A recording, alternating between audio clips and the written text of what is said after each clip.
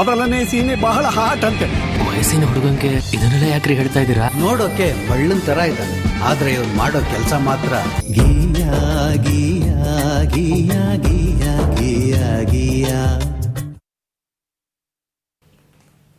ನಮಸ್ಕಾರ, ಬರ್ತಿದ್ದಾರೆ ಭಾಗ್ಯರಾಜು ವಿಶೇಷ ಕಾರ್ಯಕ್ರಮಕ್ಕೆ ಸ್ವಾಗತ. ನಾನು ಕಮಲಾಕ್ಷಿ. ಸ್ಯಾಂಡಲ್ವುಡ್ ನಲ್ಲಿ ವಿಭಿನ್ನ ಪ್ರಯತ್ನದ ಮೂಲಕ ಗಮನ ಸೆಳೆದಿರೋ ಸಿನಿಮಾ ಭಾಗ್ಯರಾಜು. ಈಗಾಗಲೇ ಟ್ರೇಲರ್ ಹಾಗೆ ಸಾಂಗ್ ಗಳನ್ನ ನೋಡ್ತಾ ಇದ್ರೆ ಗೊತ್ತಾಗ್ತಾ ಇದೆ ಈ ಚಿತ್ರದ ಹಿಂದೆ ಎಷ್ಟು ಎಫರ್ಟ್ ಇದೆ ಅಂತ ಹೇಳ್ಬಿಟ್ಟು. ಜೊತೆಗೆ ಇದೇ ವಾರ ತೆರೆಗೆ ಕೂಡ ಬರ್ತಾ ಇರುವಂತದ್ದು, ಬಲಗಾಲಿಟ್ಟು ಭಾಗ್ಯರಾಜು ಥಿಯೇಟರ್ಗೆ ಬರ್ತಾ ಇರುವಂತದ್ದು. ಇನ್ನು ಥಿಯೇಟರ್ಗೆ ಹೋಗೋದಕ್ಕೂ ಮೊದಲು ನಮ್ಮ ಜೊತೆ ಇವತ್ತು ಭಾಗ್ಯರಾಜು ತಂಡ ಬಿಂದಾಸ್ ಆಗಿ ಮಾತಾಡೋದಕ್ಕೆ ಬಂದಿರುವಂತದ್ದು. ನಮ್ಮ ಜೊತೆ ತಂಡ ಕೂಡ ಜಾಯಿನ್ ಆಗಿದೆ. ಬನ್ನಿ ಅವರನ್ನ ಮೊದಲಿಗೆ ಕಾರ್ಯಕ್ರಮಕ್ಕೆ ಸ್ವಾಗತಿಸೋಣ. ಮೊದಲಿಗೆ ಈ ಒಂದು ಚಿತ್ರದ ಸೂತ್ರಧಾರ ನಿರ್ದೇಶಕರು ದೀಪಕ್ ಮಧುವನಹಳ್ಳಿ ಅವರು. ಬನ್ನಿ ಅವರನ್ನ ಕಾರ್ಯಕ್ರಮಕ್ಕೆ ಸ್ವಾಗತಿಸೋಣ. ದೀಪಕ್ ಅವರೇ, ಕಾರ್ಯಕ್ರಮಕ್ಕೆ ಸ್ವಾಗತ. Thank you so much. ಹಾಗೆ ಈ ಚಿತ್ರದ ನಾಯಕ ನಟ ಮಹೇಶ್ ಅವರು ಕೂಡ ಜಾಯ್ನ್ ಆಗಿದ್ದಾರೆ ನಮ್ಮ ಜೊತೆ. ಮಹೇಶ್ ಅವರೇ, ನಿಮ್ಗೂ ಕೂಡ ಕಾರ್ಯಕ್ರಮಕ್ಕೆ ಸ್ವಾಗತ. Thank you madam. ಇನ್ನು ಈ ಚಿತ್ರದ ನಾಯಕ ನಟಿ ಯಾರಪ್ಪ ಈಗಾಗಲೇ ಗೊತ್ತಾಗಿರ್ಬೋದಲ್ವಾ?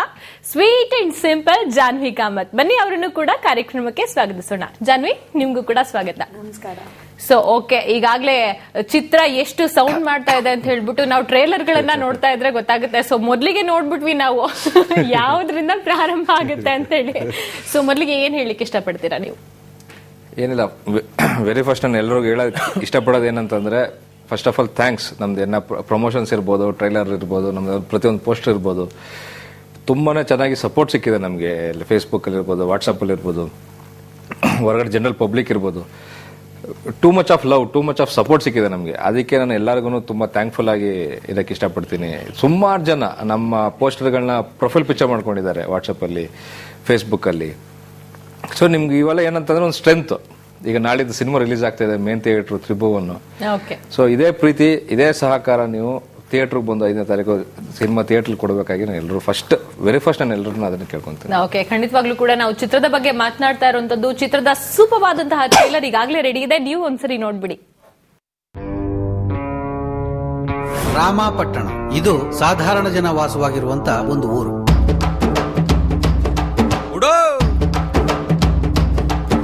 ಸೀನಪ್ಪ, ಸಜ್ಜನ, ಭಟ್ರು, ಶಾಂತಿ, ಬಾಬು ಖಾನ್. ವಯಸ್ಸಿನ ಹುಡುಗಂಗೆ ಇದನ್ನೆಲ್ಲ ಯಾಕ್ರಿ ಹೇಳ್ತಾ ಇದ್ದೀರಾ? ಈ ಓವರ್ ಅಲ್ಲಿ 2 ಸಿಕ್ಸ್. ಮೊದಲನೇ ಸೀನೆ ಬಹಳ ಹಾಟ್ ಅಂತೆ. ನಮ್ಮ ಮಕ್ಕಳ ಅಷ್ಟೊಂದು ಸಾಧಾರಣತೆ ಇಲ್ಲದೆ ಇರೋರು ಇಬ್ಬರಿದ್ದಾರೆ. ಭಾಗ್ಯ, ಅವಳ ಹಿಂದೆ ಬಿದ್ದಿರೋ ರಾಜು. ಏನದು? ಏನೋ ವಿಜ್ಞಾನ ಅಂತಿತ್ತು. ಸಮಾಜ ವಿಜ್ಞಾನ ಎಕ್ಸಾಮ್ ಟೈಮ್ ನೋಡಿ.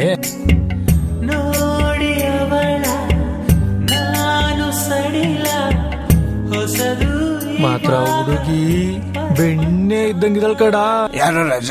1000 ರೂಪಾಯಿ ಕೊಡಪ್ಪ, ಹೇಳ್ತೀನಿ. ನಮ್ಮ ಹತ್ರ ಇಲ್ಲಮ್ಮ.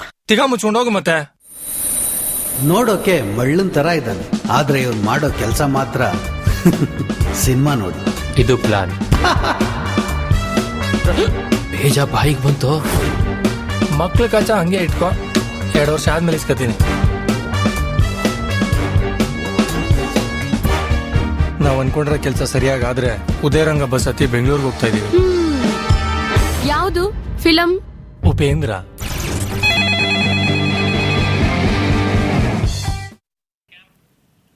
ಓಕೆ, ಟ್ರೇಲರ್ ಅನ್ನ ನೋಡಿದ್ವಿ, ಸಖತ್ತಾಗಿತ್ತು. ಬನ್ನಿ ಏನಿದು ಅಂತ ಹೇಳಿ ಕೇಳ್ಬಿಡೋಣ. ದೀಪಕ್ ಅವರೇ, what is this? What is this ಅನ್ನೋದು ಇನ್ನು ಕೇವಲ 1.5 ದಿನದಲ್ಲೇ ನೀವು ಗೊತ್ತಾಗುತ್ತೆ ವಾಟ್ ಈಸ್ ದಟ್ ಅನ್ನೋದು. ಓಕೆ, ಸೊ ನಾ ಅದ್ರ ಬಗ್ಗೆ ಇನ್ನೂ ಹೆಚ್ಚಿಗೆ ಹೇಳಕ್ ಬಿಡಲ್ಲ. ನೀವೆಲ್ಲರೂ ಹೋಗ್ಬಿಟ್ಟು ಥಿಯೇಟರ್ಗೆ ನೋಡ್ಬೇಕಪ್ಪ. ವಾಟ್ ಈಸ್ ದಿಸ್, ಏನಿದೆ ಇದ್ರ ಹಿಂದೆ?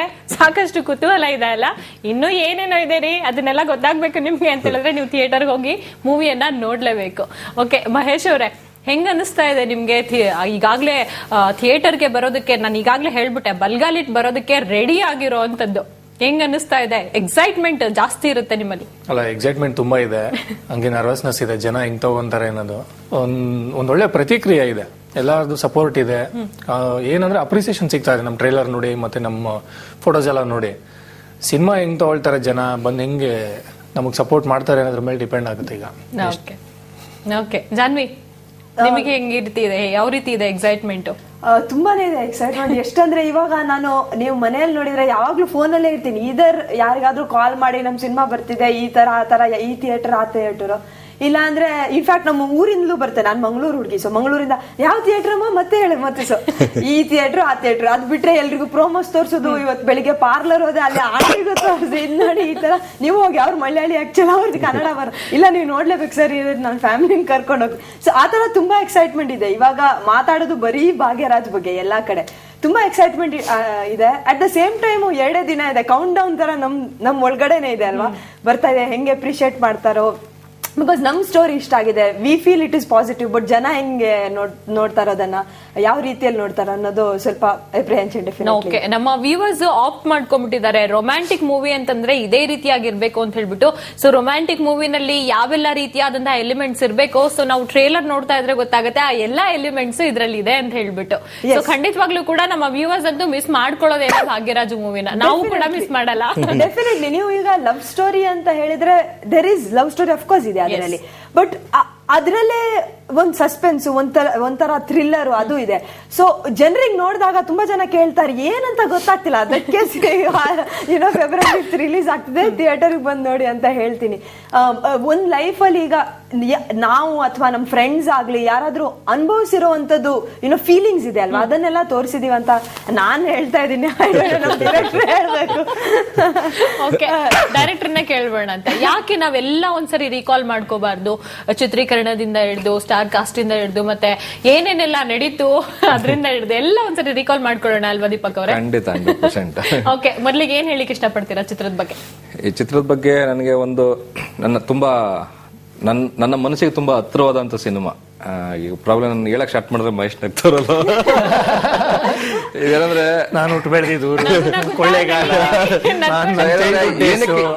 ಏನಕ್ಕೆ ಮನಸ್ಸಿಗೆ ಹತ್ರ ಆಗುತ್ತೆ ಈ ಸಿನಿಮಾ ಅಂದ್ರೆ, ಯಾವ ಊರಲ್ಲಿ ನಾನು ಸಿನಿಮಾ ನಿರ್ದೇಶಕ ಆಗ್ಬೇಕು ಅಂತ ಕನಸ್ಕೊಂಡು ಅದೇ ಊರಲ್ಲಿ ನಾನು ಫಸ್ಟ್ ಸಿನಿಮಾ ಶೂಟಿಂಗ್ ಮಾಡಿದ್ದೀನಿ. ಸೊ ನಿಮ್ಗೆ ಇನ್ನು ಅದಕ್ಕಿಂತ ಇನ್ನೇನು ಬ್ಲೆಸ್ಡ್ ಥಿಂಗ್ ಬೇಕಾಗಿಲ್ಲ ನನಗೆ. ಖಂಡಿತ. ಇನ್ನೊಂದು ಬ್ಲೆಸ್ಟ್ ಥಿಂಗ್ ಏನಂತಂದ್ರೆ, ಯಾವ ಥಿಯೇಟರ್ ನಾನು ಉಪ್ಪಿಸೋರ್ದು ಸಿನಿಮಾ ನೋಡಿ ನಾನೊಬ್ಬ ಸಿನಿಮಾ ಮೇಕರ್ ಆಗ್ಬೇಕು ಅಂತ ಕನ್ಸ್ಕೊಂಡು ಇವತ್ತು ಅದೇ ಥಿಯೇಟರ್ ಅಲ್ಲಿ ನನ್ನ ಸಿನಿಮಾ ರಿಲೀಸ್ ಆಗ್ತದೆ ಕೊಳಲಲ್ಲಿ.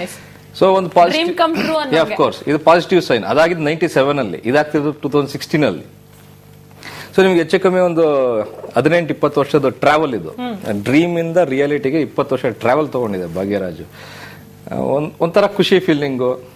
ಸದ್ಯಕ್ಕಂತೂ ಬ್ಲಾಂಕ್ ಆಗಿದ್ದೀನಿ ನಾನು. ಒಂದು ಸಿನಿಮಾ ರಿಲೀಸ್ ಆಗ್ತದೆ, ಎಕ್ಸೈಟ್ಮೆಂಟ್, ಏನ್ ನಡೀತದೆ ಅಂತ ಗೊತ್ತಾಗ್ತಾ ಇಲ್ಲ. ತುಂಬಾ ಕೆಲಸಗಳು, ಕರೆಕ್ಟಾಗಿ ಒಂದ್ ಕಡೆ ಫೋಕಸ್ ಮಾಡಕ್ಕಾಗ್ತಾ ಇಲ್ಲ. ಈಗ ನೋಡಿ, ಬರ್ಬೇಕಾದ್ರೆ ಒಂದು ಇನ್ಸಿಡೆಂಟ್ ಆಯ್ತು, ಎಷ್ಟು ನಾನು ಕನ್ಫ್ಯೂಸ್ಡ್ ಆಗಿದ್ದೀನಿ, ಎಷ್ಟು ಟೆನ್ಷನ್ ಆಗಿದ್ದೀನಿ, ಎಷ್ಟು ಒಂಥರ ಮುಳುಗೋಗ್ಬಿಟ್ಟಿದ್ದೀನಿ ಭಾಗ್ಯರಾಜಲ್ಲಿ ಅಂದ್ರೆ, ಬೈಕಲ್ಲಿ ಇಬ್ರು ಹೆಲ್ಮೆಟ್ ಹಾಕೋಬೇಕು ಅನ್ನೋ ಕಾನ್ಸೆಪ್ಟ್ ಮರ್ತ್ಬಿಟ್ಟಿದ್ದೀನಿ ನಾನು. ನನ್ನ ಫ್ರೆಂಡ್ ಜೊತೆ ಬೈಕಲ್ಲಿ ಬರ್ತಾ ಇದ್ದೀನಿ, ಸಿಗಾಕೊಂಡೆ ಇದಲ್ಲಿ ಸಿಗ್ನಲ್ ಅಲ್ಲಿ, ಹಿಂದ್ಗಡೆ ಹೆಲ್ಮೆಟ್ ಹಾಕಿಲ್ಲ, ನಾ ಹಿಂದೆ ಕೂತಿದ್ದೆ. ನನ್ಗೆ ಕರೆಕ್ಟ್ ಅಲ್ವಾ, ರೂಲ್ಸ್ ಬಂದಿದಲ್ವ ಇವಾಗ ಅಂತೇಳಿ 100 ರೂಪೀಸ್ ಫೈನ್ ಕಟ್ಟಿದೆ. ಒಂದ್ 2 ಹೆಜ್ಜೆ ಮುಂದೆ ಬಂದಿದ್ವಿ, ನಮ್ಮ ತಾಯಿಯಿಂದ ಫೋನ್ ಬಂತು. ನಮ್ಮ ತಾಯಿ ಕಾಲ್ ಮಾಡಿ, ನಮ್ಮೂರು ಆಂಜನೇಯನ ದೇವಸ್ಥಾನಕ್ಕೆ ಹೋಗಿದ್ರಂತೆ, ಸಿನಿಮಾಗೆ ಒಳ್ಳೇದಾಗ್ಲಿ ಅಂತ ಹೇಳಿ ಪೂಜೆ ಮಾಡ್ಸಕ್ಕೆ. ನಮ್ಮ ತಾಯಿ ಹೇಳಿದ್ರು, ನಾಳಿದ್ರ ಇಲ್ವಾ ಸಿನಿಮಾ ರಿಲೀಸ್ ಅಲ್ವಾ, ಒಳ್ಳೇದಾಗ್ಲಿ ಅಂತೇಳಿ ಆಂಜನೇಯಗೆ 101 ರೂಪಾಯಿ ಪಾದ ಕಾಣಿಕೆ ಇಟ್ಬಿಟ್ಟು ಬಂದ ಕಣಪ್ಪ ಅಂತಂದ್ರೆ, ನಾನು ಹೇಳಿದೆ, ನಾನು ಈಗ ಒಂದು ತಲೆ ಕಾಣಿಕೆ 100 ರೂಪಾಯಿ ಕೊಟ್ಬಿಟ್ಟು ಹೋಗ್ತಾ ಇದ್ದೆ. ಸೊ ಆತರ ಅದು ಗೊತ್ತಾಗ್ತಾ ಇಲ್ಲ ಏನ್ ಆಗ್ತಾ ಇದೆ ಅಂತ. ಬಟ್ ಜೊತೆಲಿ ಇರೋದ್ರಿಂದ ನನಗೆ ಗೊತ್ತಾಗ್ತಾ ಇದೆ. ಆಸ್ ಎನ್ ಇಂಡಿವಿಜುವಲ್ ಅನ್ನೋ ಪರ್ಸನಲ್ ಆಗಿ ಏನಾಗ್ತಿದೆ ಅಂತ ಗೊತ್ತಾಗ್ತಿಲ್ಲ. ಬಟ್ ಜೊತೆಲಿ ಇರೋರು ಹೇಳ್ತಾ ಇದ್ದಾರೆ, ಇಲ್ಲ ಒಳ್ಳೆ ರೆಸ್ಪಾನ್ಸ್ ಸಿಗ್ತಾ ಇದೆ, ಟೆನ್ಷನ್ ಆಗ್ಬೇಡ, ಆರಾಮಾಗಿರೋ, ಚೆನ್ನಾಗಿ ಬಂದಿದೆ ಸಿನಿಮಾ, ಎಲ್ಲರೂ ತುಂಬಾ ಚೆನ್ನಾಗಿ ಮಾತಾಡ್ತಾ ಇದಾರೆ ಹಂಗೆ ಅಂತ. ಯಾಕಂದ್ರೆ ನಿಮ್ಗೆ ಎಂಡ್ ಆಫ್ ದ ಡೇ ಏನಾಗುತ್ತೆ ಅಂದ್ರೆ, ಎತ್ತವ್ರು ಯಜ್ಞ ಮುದ್ದು ಅಂತ ಹೆಂಗಿದ್ರು ನಮ್ಗೆ ಅದೊಂಥರ ಚೆನ್ನಾಗಿದೆ ಅಂತ ಅನಿಸ್ತಾ ಇರುತ್ತೆ. ಬಟ್ ಮೂರನೇ ವ್ಯಕ್ತಿಗೆ ಹೆಂಗ್ ರೀಚ್ ಆಗ್ತಿದೆ ಅಂತ ಗೊತ್ತಾಗಲ್ಲ. ಎತ್ತವ್ರಿಗೆ ಹೆಗ್ಣ ಮುದ್ದು ಅನ್ನೋದಕ್ಕಿಂತ ನಾವು ಮಾಡಿ, ನಾವು ಎಫರ್ಟ್ ಹಾಕಿರೋದು, ನಾವು ಕಷ್ಟಪಟ್ಟಿರೋಂಥದ್ದು ಈ ಒಂದು ಸಾರ್ಥಕತೆ ಆಗ್ತಾ ಇದೆ, ಎಲ್ಲರೂ ಅದನ್ನ ಒಪ್ಕೊಳ್ತಾ ಇದಾರೆ ಅಂತಂದ್ರೆ ಅದು ಖುಷಿ. ಹೌದು, 100%. ನಾನು ಸ್ಟ್ರೆಸ್ ಮಾಡಿ ಕೇಳ್ತೇನೆ ನನ್ನ ಫ್ರೆಂಡ್ಸ್ ನ, ನೋಡಪ್ಪ ದೀಪಕ್ ಬುಧವನಹಳ್ಳಿ ನಿನ್ ಫ್ರೆಂಡ್ ಅಂತ ಹೇಳ್ಬೇಡ, ನೀನೊಬ್ಬ ಹೊಸಬಾಗಿ ಸಿನಿಮಾ ನೋಡಿದ್ರೆ ನಿಂಗೆ ಹೆಂಗ್ ಅನ್ಸುತ್ತೆ ಅದನ್ನ ಹೇಳು, ಫ್ರಾಂಕ್ ಆಗಿ ಹೇಳು ಅಂತ.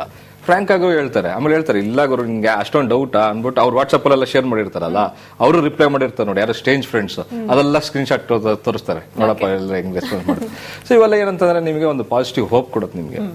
Okay, so from everywhere you are getting positive vibes and positive reaction. ಖಂಡಿತ. So ಇದು ತುಂಬಾ ಖುಷಿ, ಇದು ನಿಮಗೆ ಖುಷಿ ಕೊಡುತ್ತೆ. ಇದೇ ನನಗೆ ಒಂಥರ ಈ ಟೆನ್ಷನ್ ಲೆಸ್ ಆಗಿ ಒಂಥರ ರೆಸ್ಟ್ಲೆಸ್ ಆಗಿ ಆಗದಿರಂಗೆ ಮಾಡಿರೋದು ಈ ಪಾಸಿಟಿವ್ ಥಿಂಗ್ ನನಗೆ. ಆದ್ರೂ ಇದ್ದೇ ಇರುತ್ತೆ ಬಿಡಿ, 100% ಹೆಸಿಟೇಷನ್ ಅನ್ನೋದು ಇರುತ್ತೆ. ನಾಳೆ ಮೂವಿ ರಿಲೀಸ್ ಆಗ್ತಾ ಇದೆ, ಹೆಂಗಾಗುತ್ತೋ ಏನೋ, ನನಗಂತೂ ಚೆನ್ನಾಗಿ ಬಂದಿದೆ ಅದು ಮೂವಿ ಅಂತ ಅನಿಸ್ತಾ ಇದೆ. ಎಲ್ರು ಕೂಡ ಚೆನ್ನಾಗಿ ಒಪ್ಕೊಳ್ತಾ ಇದಾರೆ. ಥಿಯೇಟರ್ ಬಂದ ತಕ್ಷಣ ಹೆಂಗಪ್ಪ ಇರುತ್ತೆ ರಿಯಾಕ್ಷನ್ ಅನ್ನೋದು ಕೂಡ ತಿಳ್ಕೊಳ್ಳೋದು. ಸೊ ನಿಮ್ಗೆ ಯಾವ ಫಸ್ಟ್ ರಿಯಾಕ್ಷನ್ ಇಷ್ಟ ಆಗುತ್ತೆ, ಹೆಂಗೆ ಬರುತ್ತೆ ಅಂತ ಅನ್ಸುತ್ತೆ ನಿಮ್ಗೆ ಮಹೇಶ್ ಅವ್ರೆ?